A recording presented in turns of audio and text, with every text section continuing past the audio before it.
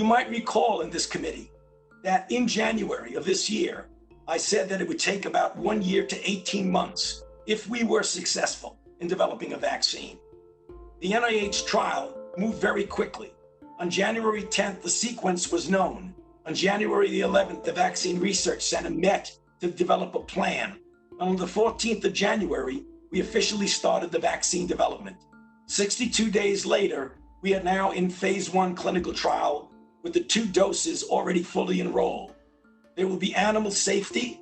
The phase 1 will directly go into phase 2-3 in late spring and early summer. And if we are successful, we hope to know that in the late fall and early winter. Because this is a virus that induces an immune response that people recover. The overwhelming majority of people recover from this virus. Although there is good morbidity and mortality at a level in certain populations, the very fact that the body is capable of spontaneously clearing the virus tells me that, at least from a conceptual standpoint, we can stimulate the body with a vaccine that would induce a similar response. There's no guarantee that the vaccine is actually going to be effective. As you well know, because we've discussed this many times in the past, that you can have everything you think that's in place and you don't induce the kind of immune response that turns out to be protective and durably protective. So one, the big unknown is it will be effective. Given the way the body responds to viruses of this type, I'm cautiously optimistic that we will, with one of the candidates, get an efficacy signal.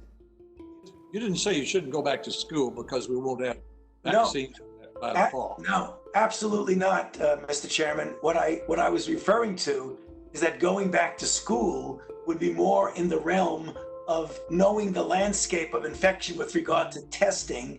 And as Admiral Giroir said, it would depend on the dynamics of the outbreak in the region where the school is. And we don't know everything about this virus. And we really better be very careful, particularly when it comes to children, because the more and more we learn, we're seeing things about what this virus can do that we didn't see from the studies in China or in Europe.